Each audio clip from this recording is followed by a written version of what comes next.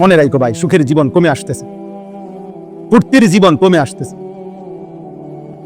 কালকে খবরে দেখলাম দুবাই থেকে প্রাইভেট জেট, মানে প্রাইভেট বিমান দিয়া কেউ ইউরোপ যাইতে হইলে শুধু বিমান ভাড়া প্রায় 1 কোটি টাকার উপর, 1 কোটি টাকার কাছাকাছি। অর্থাৎ মানুষের সুখ, শান্তি, নিরাপত্তা আল্লাহ যদি না দেয়, কারো হাতে নাই, কারো হাতে নাই। দুবাই নাকি কুয়েত, আমিরাত নাকি সৌদি। আরে না রে ভাইয়া, মাত্র কয়টা বলাইছে নির্দিষ্ট মার্কিন সামরিক ঘাঁটিতে ইরান থেকে, এর দূরেই সবার পায়জামা গরম, সবার হুড়াহুড়ি দৌড়াদৌড়ি। অতএব সুখ কমে আসতেছে। এই দেখবেন সারা পৃথিবী অস্ত্রের ঝনঝনানি। প্রত্যেকটা রাষ্ট্রই তাদের নিজ নিজ অস্ত্র শান দিতেছে, নতুন করে ধুইয়া মুচ্ছা সাফাই পরিষ্কার করতেছে। অর্থাৎ সারা বিশ্বব্যাপী আবারও এই খুনাখুনি, এই মারামারি, এই হানাহানি, এই যুদ্ধ লাগবেই। এটাই পৃথিবীর পরিবর্তন আসবে। 1924 খ্রিস্টাব্দে মুসলিম খেলাফত, ওসমানী খেলাফত সর্বশেষ পতন হয়েছিল। 2024 পার হইয়া 102 বছর এখন রানী। তার মানে পরিবর্তনের সময় হয়েছে। আল্লাহ তাআলা এই পৃথিবীতে নতুন একটা পৃথিবীর পরিবর্তন হবে, এই পরিবর্তনের মুখে এই নাফরমান পাপী, এই অসভ্য, আল্লাহ চিনে না, আখিরাত চিনে না, অথচ মুসলিম শুধু নাম ধরে রাখছে, এরকম অগণিত নাফরমান হারায় যান। দেখেন, হারায় যান। আর ঈমানবিহীন, আল্লাহবিহীন, আখিরাতবিহীন যদি মৃত্যু হয়, তো চিরস্থায়ী জাহান্নাম ছাড়া আর কিছুই ডুববে। এজন্য আল্লাহর দিকে ফেরো। রমজানকে সামনে রেখে আমার কথা এটাই, বাকিটুকু রমজান আবারও ঘুরে দাঁড়াও। যাদের যেটুকু নামাজ ছুটে গেছে, নামাজ পড়ো আব্বা, 5 ওয়াক্ত নামাজ পড়ো। নামাজ ছাড়া মুসলমান হয় না, নামাজ ছাড়া মুসলমান পরিচয় টিকে না। নামাজ পড়ো, রোজা রাখো, আল্লাহর ঘরে বারবার আসো, আল্লাহর কালাম পড়ো, আল্লাহর দিকে ফেরো। আমরা মুসলমানের জন্য পৃথিবীর কারো কাছে, কোন সংস্থা, কারো কাছে খোদার কসম আমাদের কোনো নিরাপত্তা নাই। আমাদের নিরাপত্তা, আমাদের স্বস্তি, আমাদের বেঁচে থাকা সবকিছু আমাদের আল্লাহর হাতে। কার হাতে? আল্লাহ। আর সেই আল্লাহরে বৃদ্ধাঙ্গুলি দেখাইলে, সেই আল্লাহ থেকে মুখ ফিরাই নিলে, সেই আল্লাহকে সেজদা না দিলে আমাদের শান্তি আসবে কোত্থেকে? আমাদের সুখ আসবে কোত্থেকে? আমি শুধু মরে গেলাম এটা তো না, আমাদের 4টা ছেলে মেয়ে আছে, ওরাও তো বাঁচবে আগামী দিন। আপনি শুধু মরে গেলেন, আপনার নাতি নাতনি আছে না, তো ওরা আগামীর পৃথিবীতে যদি নিরাপদে থাকতে না পারে। এই জন্য দয়া করে রমজান মাস বেশি বেশি দোয়া করেন, রমজান মাস আল্লাহর দিকে ফিরেন। শুধুমাত্র দুনিয়া ভোগ করা এটা জানোয়ারের জীবন। আবারও বলছি, শুধুমাত্র দুনিয়া ভোগ করা এটা কাফের বেঈমানের জীবন। ইমানদার মানে যে দুনিয়া ভোগ করে না, যে আখিরাতের প্রস্তুতি গ্রহণ করে। আল্লাহ আমাদেরকে তৌফিক দান করে। এই 6টি আমল আবারও যত্নবান হবেন। পুরা মাস রোজা, পুরা মাস তারাবি, ইফতার, সাহারি, এতেকাফ এবং শবে কদরের বেজর রাত্রি শেষ দশকে তালাশ, বেশি থেকে বেশি ইবাদত আমলের জন্য চেষ্টা করেন।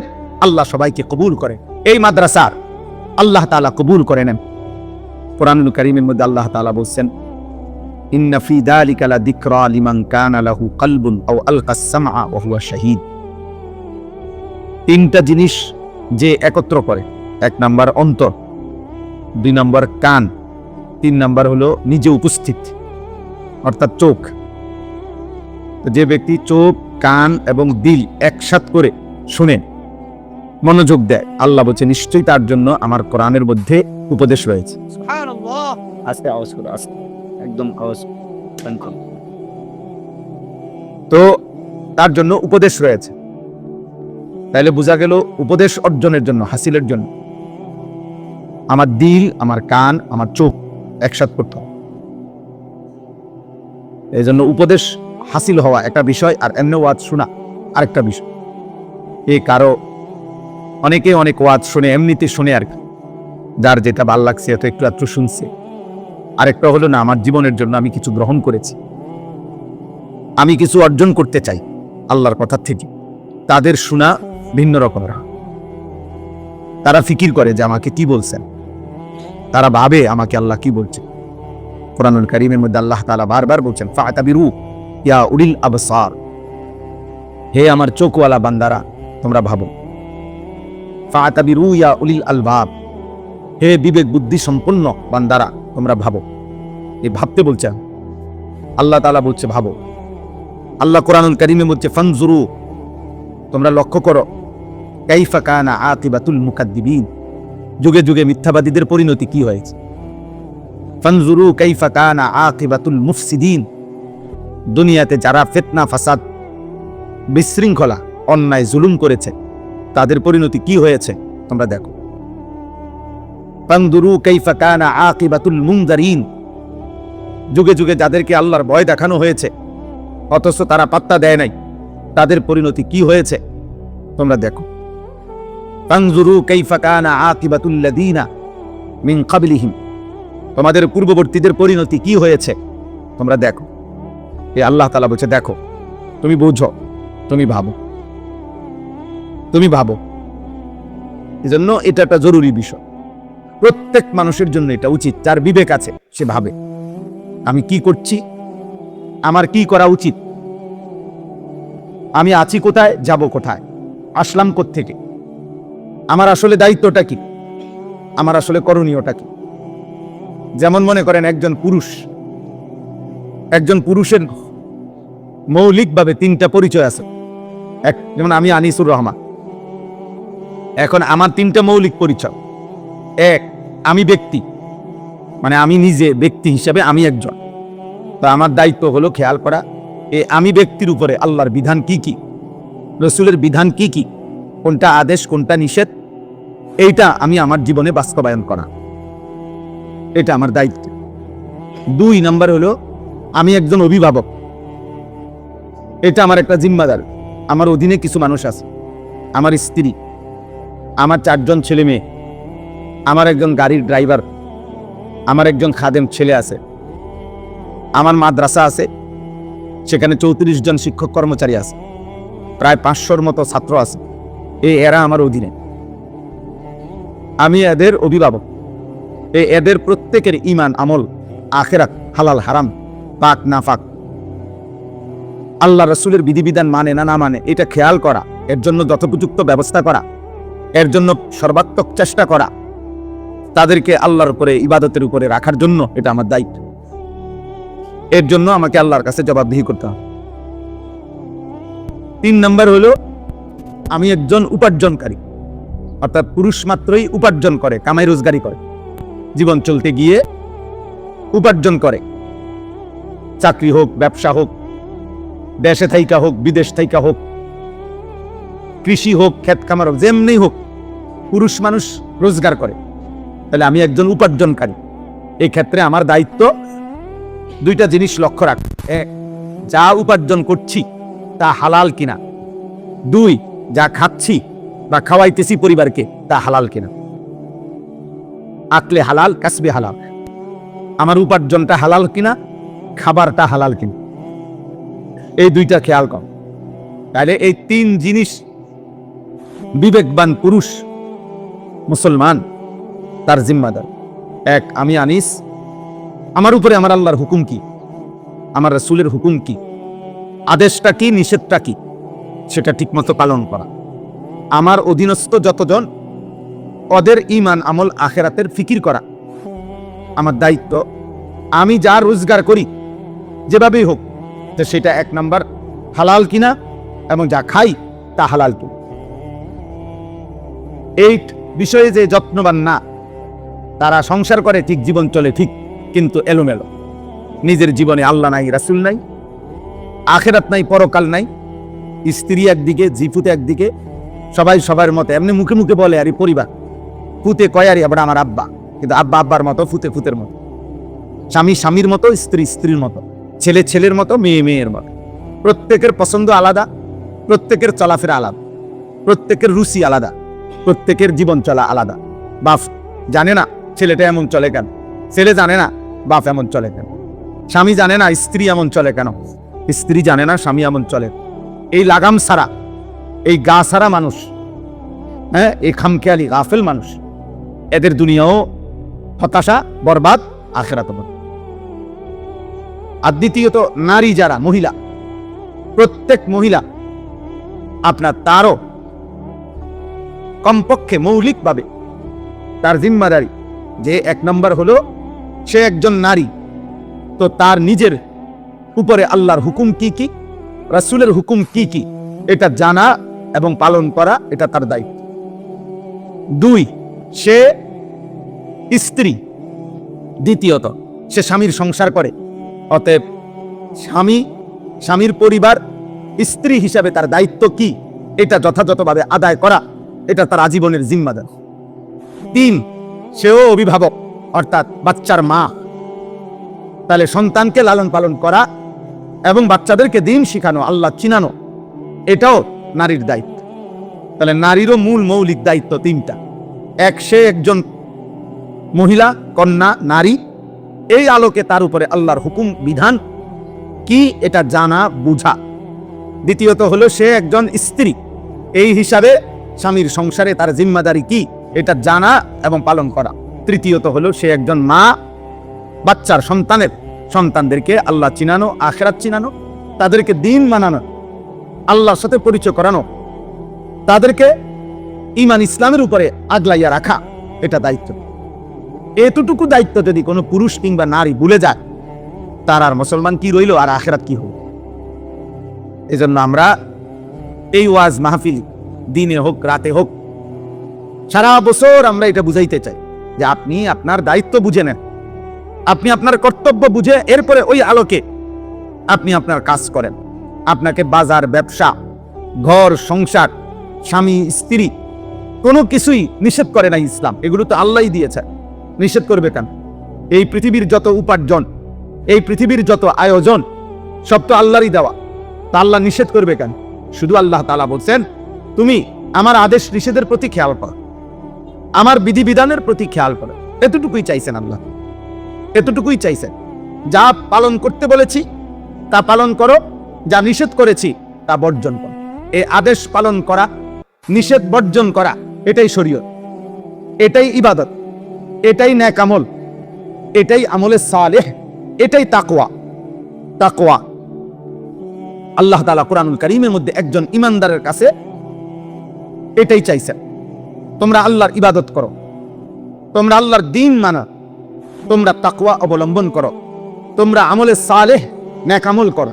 তো এই সবটা কথার অর্থ কি? ইয়া আইয়ুহাল্লাযীনা আমানুত্তাকুল্লাহ ওয়া মা খালাকতুল জিন্না ওয়াল ইনসা ইল্লা লিয়াবুদুন। আমার ইবাদত, তাকওয়া, নেক আমল। ফামান কানা ইয়ারজু লিকা রাব্বিহি ফালিয়ামাল আমালান সালিহা। যে জান্নাত চায়, আল্লাহর সাক্ষাৎ চায়, আল্লাহ বলেন সে যেন নেক আমল করে। আল্লাহ বলছেন হে ঈমানদার, আল্লাহকে ভয় করো, তাকওয়া অবলম্বন করো। আল্লাহ তাআলা বলছে আমি সৃষ্টি করেছি ইবাদতের জন্য। ইবাদত কি, তাকওয়া কি, নেক আমল কি? এই দুই কথা, যা আদেশ তা পালন করা, যা নিষেধ তা বর্জন করা। তারকুল মুনকারাত ফি'লুল খায়রাত, এটাই তাকওয়া, এটাই ইসলাম, এরই নাম মুসলমান, এরই নাম ঈমানদার।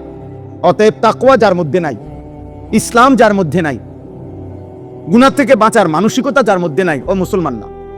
আল্লাহর ইবাদত করার মানসিকতা যার মধ্যে নাই, সে কোনো মুসলমান।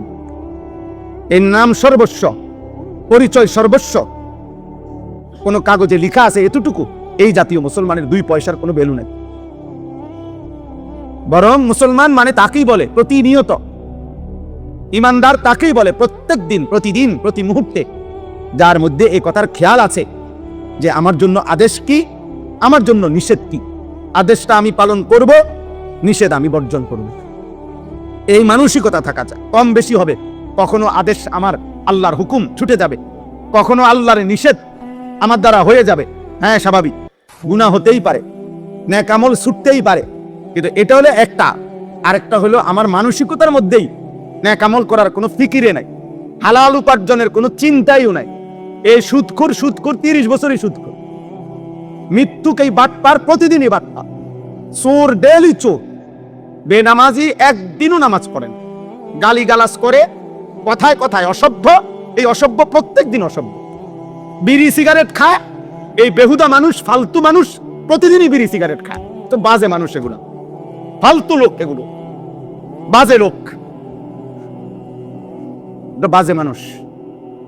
প্রতিনিয়ত প্রতিদিন যে যার ভিতরে গুনাহ ছাড়ার কোনো মানসিকতাই নাই, তারপরে এক তালে এক রঙে এক ঢঙ্গে প্রতিদিন গুনাহ করে, প্রতিদিন মিথ্যা বলে, নিয়মিত সুদ খায়, নিয়মিত ওজনে কম দেয়, নিয়মিত বিড়ি সিগারেট খায়, নিয়মিত গালিগালাজ করে, নিয়মিত টেলিভিশন রঙিন সিনেমা নর্তকীর ছবি দেখে। আস্তাগফিরুল্লাহ, এটা কি মুসলমান?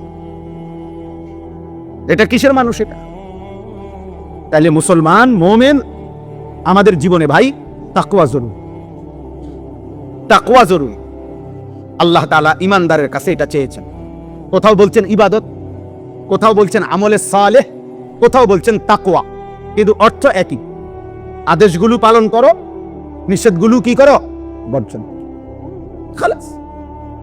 বলে আমি সব পারবো না, আপনাদের কইছিনি সব পারতেন, আপনি শুরু না করবেন, আপনি চেষ্টা না করবেন, তৌফিক আল্লাহ না দিবে। আপনার ভিতরে তো চেষ্টাই নাই। 365 দিন, এক বছর এক তালে মিথ্যা বলে কেমনে? নিয়মিত গুনাহ করে কেমনে একজন মুসলমান যার ভিতরে আখিরাত আছে, যে নিজেকে চিনে মুসলমান? এই জন্য রমজান মাস মহান আল্লাহ পাক রব্বুল আলামিন দয়া করে আমাদেরকে দান করেছেন। মূলত আল্লাহ তো চেয়েছিলেন 11 মাস 12 মাস বান্দা তাকওয়ার উপরে থাকবে, নেক আমলের উপরে থাকবে, ইবাদতের উপরে থাকবে। সারা বছর সারা মাস বান্দা তুমি আমার একটা একটা হুকুম পালন করবা, একটা একটা গুনাহ ছেড়ে দিবা। আমি তো এটা প্রতি মাসেই তোমার কাছে চাইছিলাম, কিন্তু আচ্ছা ঠিক আছে যাও, শয়তানের খপ্পরে পড়ে, নফসের ধোকায়, মনের হারাম চাহিদায় পড়ে, অসৎ পরিবেশ অসৎ সংঘের কারণে পড়ে হতে পারে তুমি 11 মাস আমি আল্লাহর কথায় কোনো গুরুত্ব দিতে পারো নাই, ঠিক মতো ইবাদতগুলো করো নাই, ঠিক মতো গুনাহ বর্জন করো নাই। তো ঠিক আছে বান্দা, সব বাদ দাও, আমি আল্লাহ একের সব বাদ দিলাম। আমি শুধু প্রতি বছর আমি আল্লাহ তাআলা তোমাকে এই একটা মাস দিলাম, রমজান মাস, যাও সব বাদ দিয়া তুমি গুনাহ আইয়ামাম মাদুদাত, একেবারে গুনাহ হিসাব করা এই একটি মাস শুধু গুনাহ বর্জন করো, একটি মাস শুধু আমি আল্লাহর হুকুম পালন করো। তো 11 মাসে বা 12 মাসে আমি তোমাকে যে তাকওয়া দিতাম, মুত্তাকি বানাইতাম, এটা আমি কমাই আনলাম। এক মাসেই আমি আল্লাহ গুনাহ ছেড়ে দিলে, নেক আমল করলে আমি তোমাকে মুত্তাকি বানিয়ে দেব। এক মাসে যাও, ঠিক আছে, তবুও নেও, তবুও ভালো হও, তবুও নিজেকে সাজাও। আল্লাহকে ছেড়ো না, আল্লাহকে ছাইরো না, আল্লাহকে ছাইরো না। এই মুহূর্তে পৃথিবীতে সম্মিলিতভাবে মুসলমানদের বিরুদ্ধে সারা বিশ্বময় যেই যুদ্ধের ঘনঘটা চলতেছে, মূলত আক্রমণ করছে ইরানে। মূলত ইরান টার্গেট মুসলমান, টার্গেট মুসলমান, টার্গেট ইসলাম নিশ্চিহ্ন করা, মুসলমানদেরকে নিশ্চিহ্ন করা। এই জন্য এটা সত্য কথা, এটাই। আমরা কয়দিন আগে বলছিলাম, বারবার শুনতাম, আজকে পৃথিবীতে সবচেয়ে আরব বিশ্বের মধ্যে বিলাসী যেই জায়গা, যেখানে সারা পৃথিবীর হাজার হাজার কোটি কোটি টাকার মালিক ধনকুবেররা, যে দুবাই আমিরাত, যেখানে ঘুরতো পর্যটক, আজকে সব ওইখান থেকে ভাগতেছে। তাও কোনো পুরা দেশের উপরে আক্রমণ হয় নাই, নির্দিষ্ট 2-4টা বাংকারে হামলা হয়েছে, এই বোমার ভয়েই সব ভাগতেছে। তাইলে মূলত দোস্ত, সুখ শান্তি নিরাপত্তা, অসংখ্য মানুষ মনে করে আমার বাপ বিদেশ, ভাই বিদেশ, আমার পরিবারে টাকা পয়সা আছে। ঠিক কখন, কোন দিন, 1 ঘন্টার সিদ্ধান্তে, মালিকের ইচ্ছায় সব যে এলোমেলো হয়ে যাবে, তছনছ হয়ে যাবে। প্রাসাদের ব্যক্তিটা যে ভিক্ষার থালা হাতে নিবে, তার তো কোনো নিশ্চয়তা নেই, তার তো কোনো নিশ্চয়তা না। কিন্তু আমরা এটা বুঝতে চাই না। আমাদের ছেলেপেলেরা এমন মাতাল, 24 ঘন্টা এরা এদের মাতলামিতেই আছে। এরা এদের মোবাইল, এদের চুল চেহারা, এদের বেনামাজি জিন্দিগি, অসভ্য জিন্দিগি, এরা এদের অসভ্যতা নিয়েই আছে।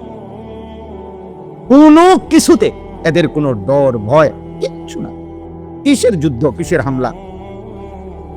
অভিভাবক সব আপনার, আমি কোম্পানিগঞ্জ বাজারে গেছি, আমি একজন ব্যবসায়ীর সাথে একটু দেখা করছি, পরে শুধু এতটুকু বলে আসছি, ভাই আমি তারাবির পরে আমি আপনার কাছে। অর্থাৎ এই পরিমাণ মহিলা যে আরো 3-4 জন মিললে আমার রাস্তা করে দিছে, কোন রকম আমি বাজারের ভিতরে দিয়ে বাইরে শুধু হাইটা আসছি। সব মুসলমান, আহা, সবাই ছুটছে বাজারে, কিসের অভাব? কোনো অভাব নাই। রমজান দিয়া হবে কি? রহমত মাগফিরাত আমার কি দরকার? আমার নাজাতের কি দরকার? আমার দরকার হলো জুতা, শাড়ি, গহনা, কাপড়, শার্ট, প্যান্ট, কেনাকাটা, ঈদের দিনের প্রস্তুতি। রমজান ছিল জান্নাতের প্রস্তুতি। রমজান হলো জাহান্নাম থেকে বাঁচার প্রস্তুতি। রমজান হলো নিজের আমল নামা ভারী করা নেকি দিয়ে ছিল, এটার উদ্দেশ্য। আজকে নাফরমান আমরা রমজানকে বানায় নিছি ঈদের দিনের প্রস্তুতি। একদিনের ঈদের কাপড় চোপড়ের প্রস্তুতির জন্য আমাদের রমজান। পুরা একটা মাস কেনাকাটা করে ঈদের দিনের একদিনের জুতা, শাড়ি, জামা, কাপড়, গহনা মানুষকে দেখাবার জন্য। এর চাইতে বড় দুর্ভাগ্য, বদনসিব আর কি হইতে পারে? কোনো কিছু দিয়েই যেন আল্লাহ তাআলা যেন বলছে, বান্দা আমি একটি আমলকে 70 গুণ বানায় দিলাম। আমি আল্লাহ তাআলা আলাদা 6টি ইবাদত রমজানকে উপলক্ষ করে আরো অতিরিক্ত দিলাম। সারা বছরের ইবাদতের সাথে রমজান মাসে আল্লাহ তাআলা আমাদেরকে আরো 6টি ইবাদত অতিরিক্ত দিয়েছেন। 1 নাম্বার পুরা 1 মাস রোজা, 2 নাম্বার পুরা 1 মাস তারাবি, 3 নাম্বার পুরা 1 মাস ইফতার, 4 নাম্বার পুরা 1 মাস সাহারি মানে শেষ রাত্রের খাবার, 5 নাম্বার রমজান মাসের শেষ দশকের এতেকাফ, মসজিদের এতেকাফ, 6 নাম্বার রমজান মাসের শেষ দশকের বেজর রাত্রিগুলোতে শবে কদর। আল্লাহ তাআলা বলেন এই 6টি ইবাদত দিছি আমি অতিরিক্ত রমজান মাসে, এবং প্রত্যেকটার পিছনে এটা লিখে দিছি, বলে দিছি আমার নবীর জবান দিয়া, প্রত্যেকটার মধ্যে বান্দা আগ্রহী হবে তার পিছনের গুনাহ মাফ। রমজানের রোজা রাখলো, পিছনের গুনাহ মাফ। রাত্রিবেলা তারাবি পড়লো, পিছনের গুনাহ মাফ। শবে কদর তালাশ করলো, পিছনের গুনাহ মাফ। এইভাবে গুনাহ মাফ করবি। তা আল্লাহ তাআলা বলেন, বান্দা একে তো আমি আল্লাহ ভাগ করে দিলাম 1 দশক রহমত, মধ্য দশক মাগফিরাত, শেষ দশক নাজাত, জাহান্নাম থেকে মুক্তি। এক একটা আমলকে 70 গুণ বেশি বাড়ায় দিলাম। এরপরে আমি আল্লাহ তাআলা প্রত্যেকটা অতিরিক্ত আমলের বিনিময়ে পিছনের গুনাহ মাফ করে দিলাম। এত কিছু দিয়েও নাফরমানের মন গলাইতে পারে না, বরং তার কথা হলো যত কিছুই বলেন আল্লাহ আমি এর সাথে নাই। আমার এক কথা, আমি সারা বছর আমি মোবাইলে আসক্ত, আমি নারীতে আসক্ত, আমি ছবিতে আসক্ত, আমি বাজার মার্কেট শপিং এ আসক্ত। আমার জীবন আমার মতো, আপনার কথা মতো না, আপনার কথা মতো। আহা, আফসোসের বিষয়। রাসূলুল্লাহ সাল্লাল্লাহু আলাইহি ওয়াসাল্লাম প্রত্যেক রমজানে, বুখারী শরীফের হাদিস, প্রত্যেক রমজানে হযরত আব্দুল্লাহ ইবনে আব্বাস রাদিয়াল্লাহু তাআলা আনহুমা তিনি বর্ণনা করছেন, প্রত্যেক রমজানে প্রতি রাত্রে হযরতে জিবরাইল আলাইহিস সালাম আমাদের নবীজি সাল্লাল্লাহু আলাইহি সাল্লামের কাছে আসতেন, আর এসে বিগত বছর পর্যন্ত যেটুকু কোরআন নাজিল হয়েছে এ প্রত্যেক রাত্রে পূর্ণ কোরআন একবার জিবরাইল নবীকে শুনাইতেন, আরেকবার নবীজি জিবরাইলকে শুনাইতেন। এইভাবে প্রতি রাত্রে আলাদা। এটা তারাবিতে না, তারাবির বাহিরে 2 খতম কোরআন শরীফ, 1 খতম জিবরাইল নবীজিকে শুনাইতেন, আরেক খতম নবীজি জিবরাইলকে শুনাইতেন। এইভাবে কোরআন তেলাওয়াত করতেন। তারাবির নামাজে আবার পৃথক আল্লাহর কোরআন পূর্ণ লম্বা তেলাওয়াত করতেন। মাগরিবের নামাজের পরে আউয়াবিন 6 রাকাত ওইখানে তেলাওয়াত করতেন। তাহাজ্জুদের নামাজে 8 রাকাত সেখানে তেলাওয়াত করতেন। 5 ওয়াক্ত নামাজে কোরআনুল কারীম লম্বা তেলাওয়াত করতেন। পুরাটা রমজান এভাবে আল্লাহর নবী সাহাবায়ে কেরাম আল্লাহর কোরআন তিলাওয়াত করতেন। আর আমরা 27টা রাত্র মিলাইয়া মাত্র 1 পারা করে কোরআন শরীফ ইমাম সাহেবের পিছনে দাঁড়াইয়া পড়বে না, উনি শুধু দাঁড়াইয়া হাফেজ সাহেব খতমে কোরআন পড়বে, উনি শুধু পিছনে দাঁড়াইয়া তারাবির নামাজে শুনবে শুধু 1 পারা ডেলি। 27 দিনে মিলাইয়া 1 খতম কোরআন শরীফ হবে। দুর্ভাগা বদনসিবের কপালে এটাও জোটে। এইটুকু পড়ার মতো শুনবার শুনবে এই ধৈর্যটুকুও লক্ষ লক্ষ মুসল্লি নাই। ওনার শরীরে কুলায় না, ওনার শরীরে শুধু বিড়ি খানাটা কুলায়, ওনার শরীরে শুধু চা দহনে গপ মারন আর টেলিভিশন দেখুন আর বেডিতের লগে বাচ্চা কাচ্চার লগে গপ মারন, এটা শরীরে কুলায়।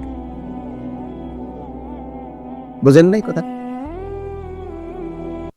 40 মিনিটের কাজ 50 মিনিটের সময় ধৈর্য কুলায়। না পারতাম না, এক কথা শেষ। কি লেগে পারতাম না? লক্ষ লক্ষ হাজার হাজার মসজিদে খতমে তারাবি হয় না। খতমে তারাবি ওই 20 মিনিট 20 রাকাত টার্গেট দিয়ে দিছে, যত তাড়াতাড়ি পারবেন। আপনি বুঝানোর দরকার নাই, আমরা মুসল্লি বুঝারও দরকার নাই, ফেরেশতা বুঝারও দরকার নাই, জিনে বুঝারও দরকার নাই। কেউই বুঝার দরকার নেই, কারণ এটা তো আসলে কোনো কিচ্ছু না, এটা দিয়ে কিচ্ছু হইতে যাইতো না। এই জন্য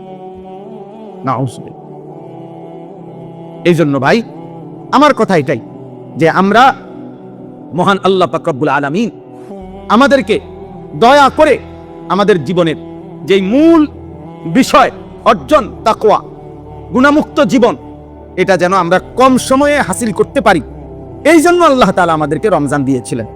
কিন্তু আমরা যদি রমজান কদর না